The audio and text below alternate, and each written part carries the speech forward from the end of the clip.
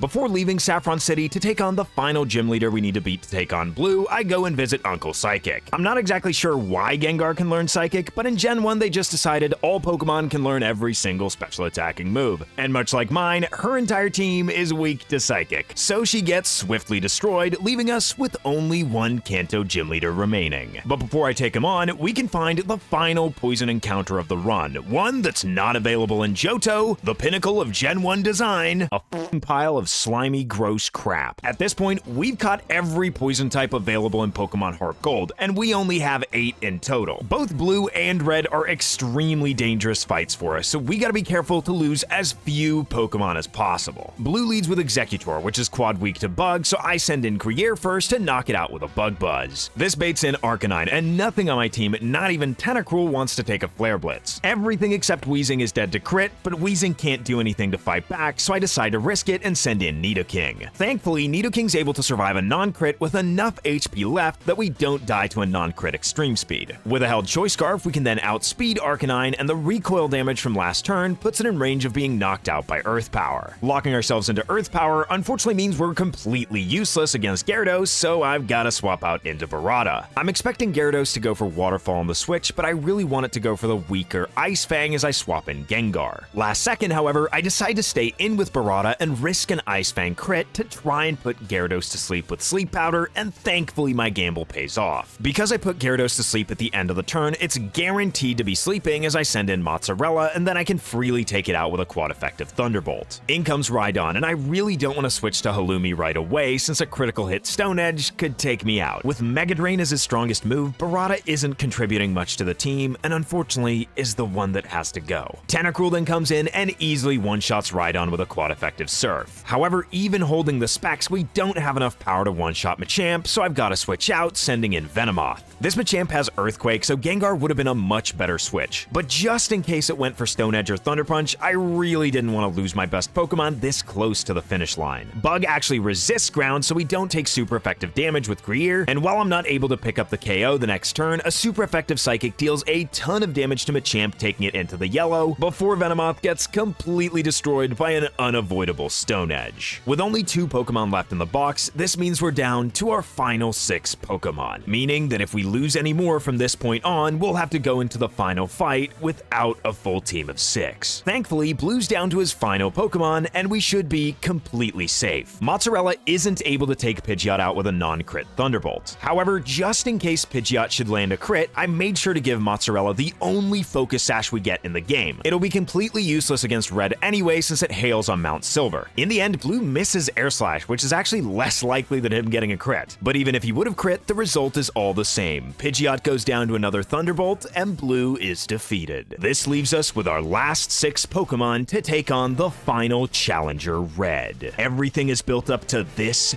final moment, and the only fitting strategy for this squad to use is cheese. 2 of the Pokemon we're bringing to this final fight haven't even seen battle, and one of them has barely contributed to the run. But all of them are about to more than make up for it. I lead with Quillfish, who's been given a Choice Scarf to guarantee that we outspeed Pikachu to hit it with a Destiny Bond. This way, we don't mind getting hit by the super effective Thunderbolt. In fact, we actively encourage it. Having gone for Destiny Bond, because we get taken out, Pikachu immediately gets dragged down with us. I next send out Mozzarella, and because Red only has 1 Pokemon with a super effective move, he sends out Lapras. I go for the Thunderbolt knowing it's only gonna do about 55%. Lapras does have the super effective Psychic, but ends up going for Blizzard instead. Getting either crit or frozen would spell the end for Mozzarella, but he manages to escape both of those fates, firing off a second Thunderbolt to finish off Lapras. This brings in the big bad Blastoise, and while there's no way I'm gonna be able to one-shot this thing with Thunderbolt, I can outsource the taking out of Blastoise to Blastoise himself. With a Destiny Bond, Mozzarella, the absolute MVP of this run, gets to go out on his own terms. Expecting Red to bring in Snorlax, I send in Provolone, who gets to do what she does best. Snorlax is an incredibly bulky Pokemon with impressive special defense, but if hit on the physical side, it goes down fast. Red now has 2 Pokemon left to my 3, so I send in Gorgonzola the Muck. Red decides to bring in Charizard before he sends out Venusaur. A Flare Blitz comes in hot and hits me for a massive amount of damage, and unfortunately my plans of attacking physically get completely ruined as I get burned.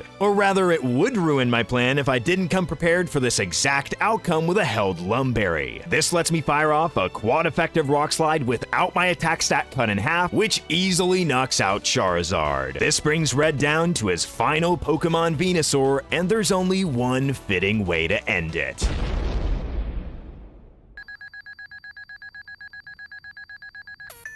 Going out with a bang, I had done it. I beat a Pokemon HeartGold Hardcore Nuzlocke using only poison types. And I think this run was a great success. My opinion of poison types has greatly improved. It was a little bit weird to use a special attacking Nidoking, but I think it really worked out in a very unique way. Either way, I really hope you enjoyed that final battle, going out in true Antler Boy style. Speaking of which,